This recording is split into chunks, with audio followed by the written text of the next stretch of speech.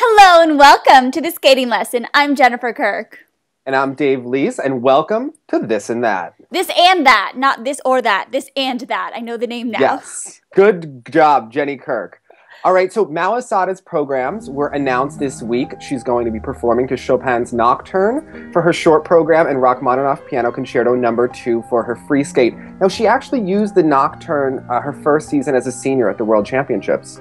So what do you think about this? Good choice? Are the judges going to care? I think it's interesting that she went back to a program that she's used in the past. I think that's probably a smart choice. It's a program she feels really comfortable with, but not very exciting. And I think what you and I loved so much about her skating last season was that she brought this fire and this happiness, this passion to her skating, particularly in her short program and even in the long program, the Swan Lake, which is so overused. She still brought out her personality, and I feel like both of these music selections, they're a little bit heavy and dry. I mean, the Nocturne is beautiful. It's really lyrical. It's not as heavy, but I don't get kind of Olympic gold medal winning music from either pieces. And when I think about the Rachmaninoff, I also think about Tatiana Tarasova is choreographing her programs, and my mind goes back to Sasha Cohen skating to it. I think it was in 2003. And I don't feel originality. It doesn't really excite me, but I think she's a beautiful skater and she's going to do well no matter what. What are your opinions about the pieces? I'm much more interested in this short program. I think it was an interesting choice that they did strategically because it was kind of the program where everyone fell in love with Mao as a senior skater, and it was such a beautiful program. She didn't win the short with it at Worlds, but it was such a wonderful program, and I think you look back on it, and that could be an interesting thing to kind of come full circle with Mao, a little nostalgia. Everyone, appreciates Mao. It's probably her last competitive season. That could be a smart move, and to spend perhaps more time in the long program.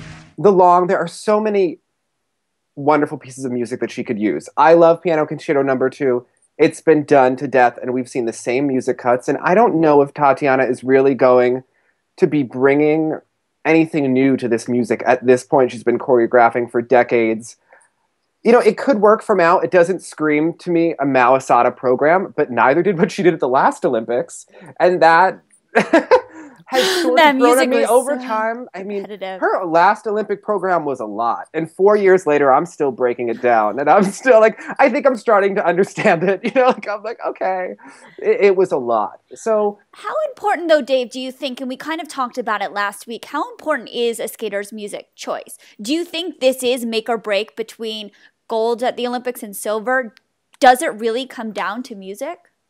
Someone in Mao's situation, music could actually be extremely important because she's coming in a little bit of a deficit technically, and she needs to excite the judges. That's why the short could be a good choice because it's why everyone fell in love with her. I think the long is really crucial, but she's going to need to deliver technically. At the end of the day, if you don't do your jumps, nothing else really matters. You can put on a powerful piece of music now. You could skate to anything. It doesn't really make as much of a difference. I would just be bored training it every day.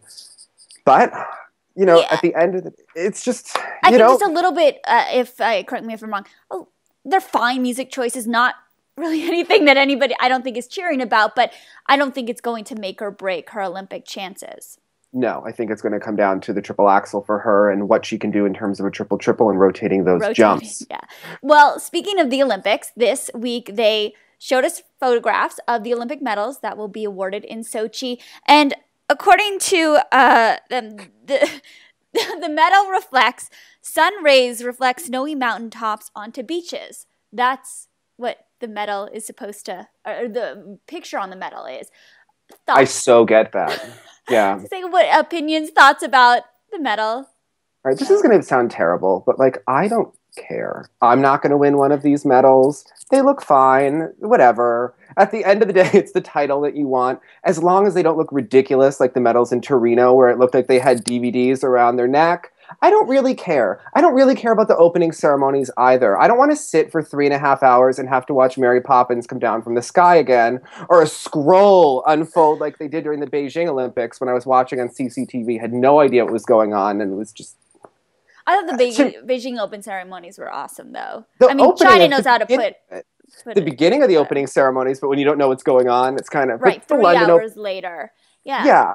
And I'm kind of confused with the medal, the doily at the top. There's kind of a little doodle. I'm pretty, but, Yeah, again, I don't think the medal, what it looks like, itself counts as much as what it means. Well, we also found out this week that Tanith Belbin, Benjamin Agosto are going to be coming back to performing. They've taken a couple years off. At the end of August, they'll be skating in Shizuoka and Friends on ice in Japan. They live in separate cities. What do you think about them coming back? Are you looking forward to it? I loved their skating, and I think that they probably deserved to win the bronze medal at the last Olympics. They probably deserved to be world champions the year before. There were times that they won medals where maybe, they got gifts. It all comes out in the wash. I'm excited to see them return. I love Tanith as a commentator. I think once she has more years of experience and her boyfriend retires, she'll be even better because she'll have that distance. I could see Tanith on Good Morning America. I could see her as a sideline reporter. But I have to say, I'm really just kind of meh about their return to skating, because if they're going to live in different cities, I have an issue with your entire skating generation as a whole and everyone. I think that they're almost like an entitled generation. And it's not Tanith and Ben specifically, but the last time they skated on Stars on Ice, they were living in different cities. And it didn't look like their programs were trained. And they weren't the only ones on that tour. But at the end of that tour, they were doing the finale, and it was glaringly obvious at the end of the season that they didn't really know the finale number. It wasn't in unison, and they've been doing the same choreography on Stars on Ice for 25 years, and they had not a clue. They just didn't look like they cared. And I think it's such a problem when you watch some of these programs on, you see Barry Manilow on ice on the weekend, which is another issue, the fact that skating's being presented like that. But you see skaters like Sasha Cohen or Sarah Hughes doing programs without jumps, and you see Tanith and Ben skating together, not living in the same city. Skating's kind of in the crapper, especially in the U.S., and it seems to be a real problem, especially with the American skaters, that they think that they can just phone it in and get the same money that they got before. And to me, I think that that's a huge problem. Well, I think it's not so much, and this is just my opinion, not so much entitlement as it is there isn't that excitement around skating anymore. It's not like it was in the mid-90s when my generation was starting to get really involved in the sport. So just from my own experience, when someone calls you up and says, oh, it's okay, just do a couple doubles, you're going to get a paycheck anyway, I think it's understandable that some skaters would say, well, why put my body through it if not a lot of people are going to watch this? Not a lot of people. It's really disheartening as an athlete or a performer to go out and to skate in these arenas where maybe 25, 30% of the seats are filled. That said, I think it's your integrity to go out and to do jumps and to kind of give more of a performance, but each athlete is unique in what they think is a good performance. To some, it's being able to go out and do a triple. Others, it's just going out and connecting with the audience. But let's be honest. I mean, you've seen Sasha Cohen skate on TV. You see it in person. There's not the energy. There's not the speed. She doesn't really do choreography. She just kind of does her spirals and whatnot. And it's kind of, I think that, the generation before the boom, skating was at a certain level, and they were doing tours and they were making money. And you look at someone like Kristi Yamaguchi or Kurt Browning or Katya Gordieva, and they've kept up their technical level. Kurt Browning is still the highlight skater on any tour that he's on because he does it with integrity. And if you want to keep your career going, you have to do the same thing. Otherwise... But that's what I'm talking about. It's the personal... Yeah. It comes down to that person, that Kurt Browning is just knowing him. He's the kind of person, anything he gives, he has his own standards. Sasha, just even being on tour with her, not to say that she doesn't have that integrity, but it's not as important to her to go out and to do triple jumps or to push herself technically in that way as it is to skate a performance where there aren't mistakes. She's just getting to know her a little bit. She's somebody who doesn't like to make mistakes. It's understandably, it's a thing for her. And other people have different ways that they judge themselves. But I don't think I wouldn't blanket our entire generation as entitled. But I understand what you're saying. Abel said to me, Tim said to me, could you tell that I didn't care about the choreography in my programs? Because I didn't on tour.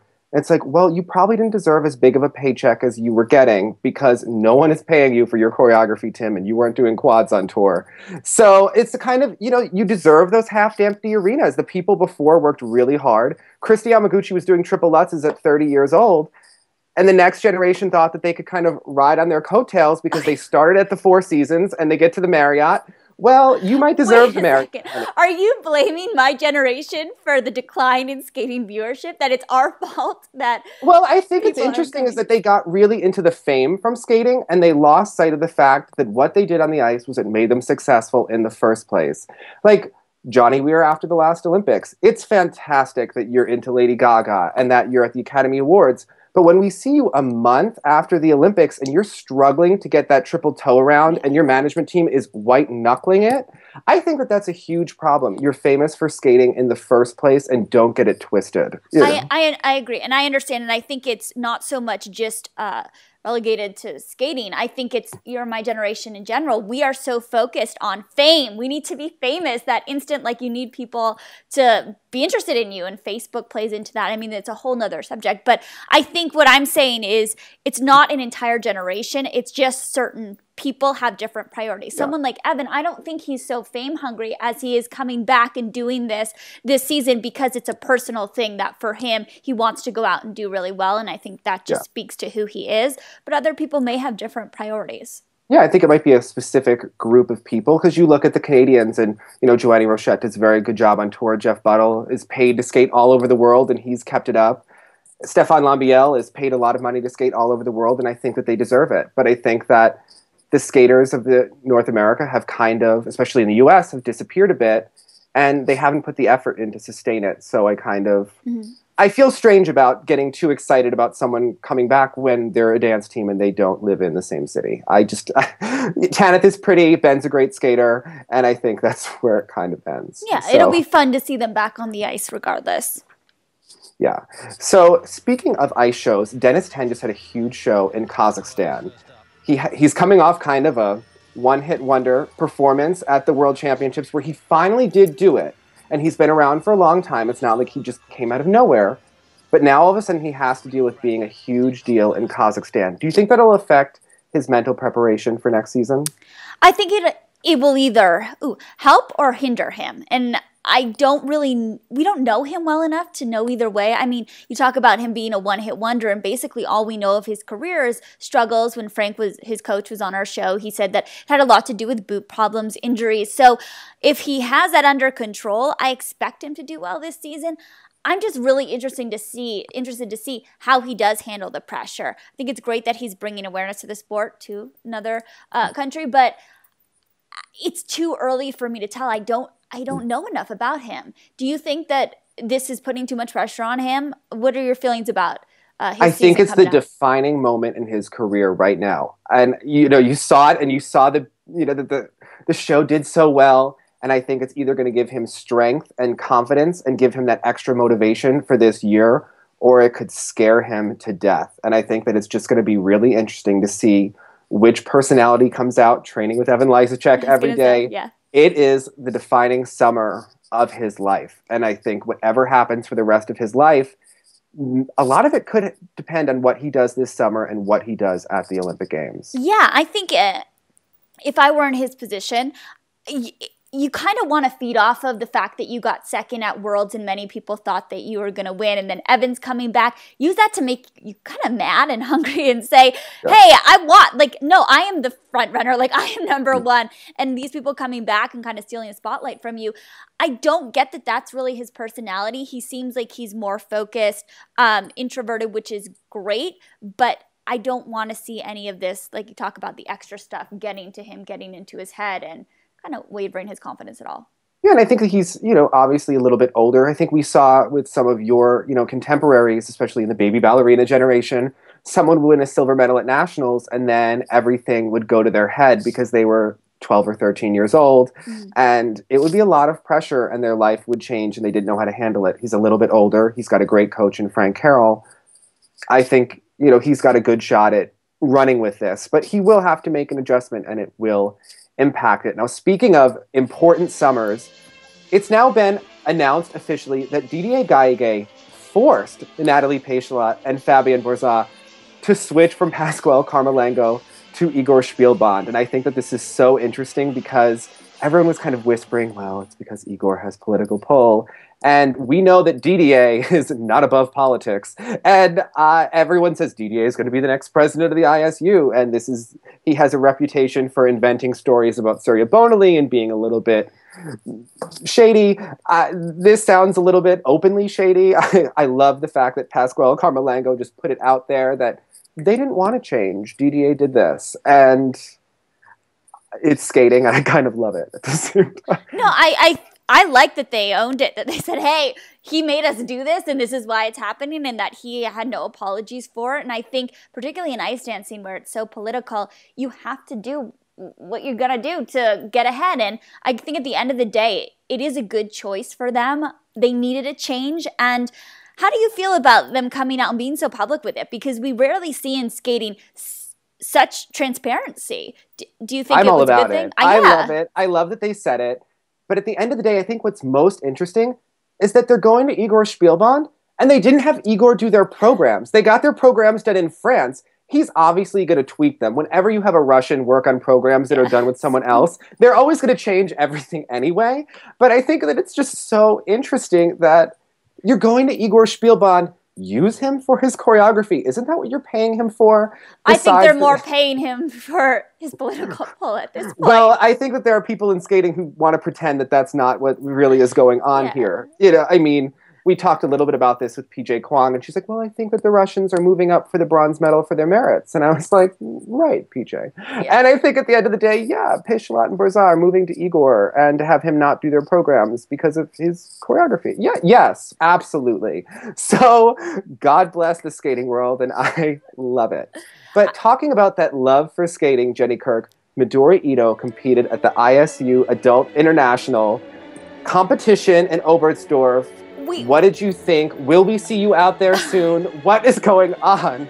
First of all, what is this competition? Because I was trying to figure it out. Because you're the adult connoisseur. Adult world. It's basically adult world. They can have junior worlds, world junior championships, changes year to year. Who cares? End of the day, it's the biggest competition internationally for adult skaters. It's held annually in Oberstdorf. And Midori Ito's double axel is as big as it was when she was in 1992. Midori is one of those people. It's hilarious, but nothing has changed since we first saw her on the ice. She's fantastic. She has a great smile. There's something about her that you just love. And at the end of the day, the artistry is... I mean, nothing has changed. It's all about the jumps. So but it's great to see that she loves it. She loves performing. She's going out there. And I think the biggest thing is that with skating, there's always a way for you to stay connected with this in the sport. Tiffany talked about it, that once it's in your blood, it's hard to escape. Double axel was huge, but again, it is like the same skating that we saw when she was performing in amateur ranks, where the jumps are what kind of draws you in, and everything else you just think, oh, that spiral could be a little bit higher, that spin faster. I mean, I feel bad critiquing her because I love what she's doing coming back, but it is true that... I think that adult skating is so hilarious in general, is that they use like the IJS for programs that have like double flips, and it's like really, and there are skaters who take it very seriously, and they'll be like, I had a level 2 spin, I had a level 3 spin, and like, that's great, but you know, the program looked like... Yeah, and at the end of the day, it's because they try to be so serious and so legitimate with adult skating. Midori Ito actually lost this competition one year because someone else had a more IJS-specific program than her.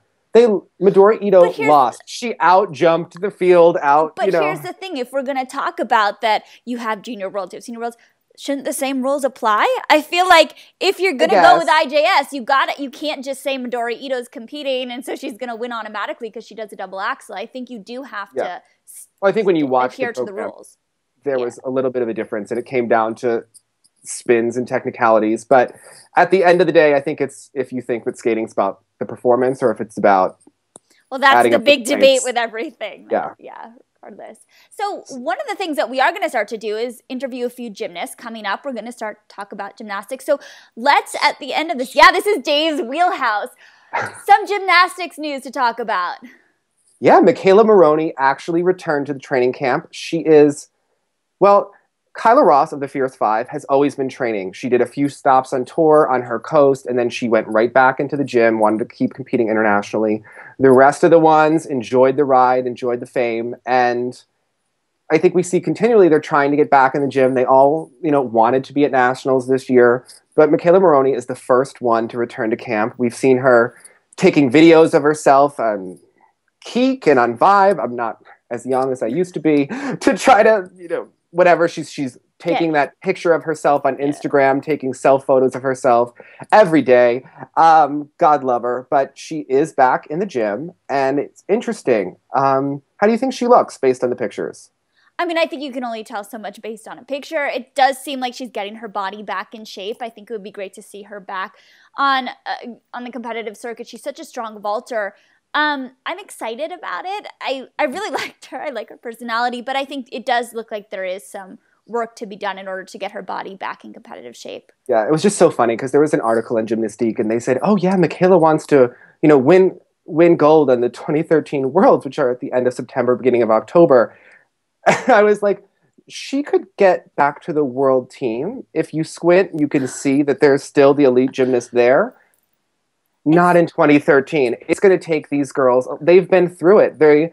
Marta starved them and worked them within inches of their life to keep them prepubescent for the London Olympics and to win that gold medal. And then you go on tour and your body changes and you grow up overnight. And it's going to take longer than a couple of months back in the gym to get back in shape.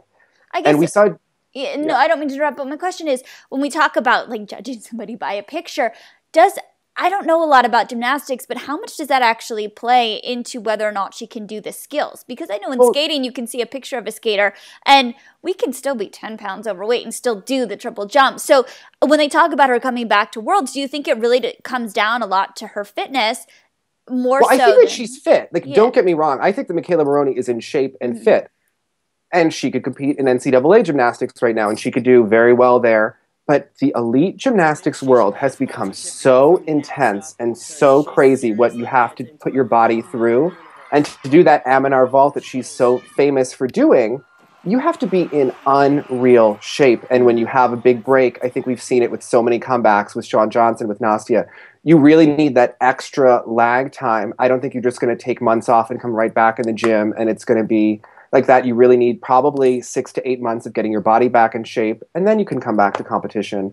It just seems like we saw with Jordan Weber on Gymnastics, they have all these videos of her up, and they spent a lot of time and weeks between each video making Jordan into this comeback hero for the last Olympics, and now we find out that she's not coming back this summer. So it takes a lot of time. It's, they probably all want to be as good as they were at the last Olympic Games. They don't want to come back and be struggling. So I think they're going to need, we've seen Gabby Douglas back in the gym, but she has made it known she's not competing until 2014. I think that's smart. I think that it's going to take a long time for these girls to get back to where they were. I do too. And I think after something so explosive like winning a gold medal at the Olympic Games, you need to come down a bit, even if gymnastics is what you know, and going back into the gym, you need, I think, to give yourself a year, give yourself 6 months to just ride that wave, to don't get too into normal life and away from, training and keeping your body up. But yeah, you need some downtime, or else you just mentally, I would imagine it would be very difficult. I think it's great for the sport. One of the things that skating has going for it is that we've seen Mao Asada competing since 2004, 2005. We know her. We feel like we know Mao. We feel like we know Una Kim. And I think in gymnastics, the careers, especially in the U.S., are so short. So if these girls can come back into competition, I think that they will still be getting the attention that they got before, because now the papers have a reason to care about gymnastics, because McKayla Maroney competing again is a story. She lost the, vault title. If she goes back to Worlds next year, wins again, that's a reason for the New York Times to cover it. If Jordan Weber, after her disappointing Olympics, individually comes back, does well individually again, that's a reason to care. I think this could be really good for the sport of gymnastics. I agree. Well, we will be back next week with a pair of interviews and also a new this and that. As always, leave us your comments, your thoughts on anything that we discussed here. We love to read what you guys are thinking. Let's keep that discussion going. And we'd like to thank Kevin Kwasniewski for our graphics. And as always, we'd like to remind you to get in touch with your inner Nancy Kerrigan, hold an edge, and look sexy. Bye, guys. Bye.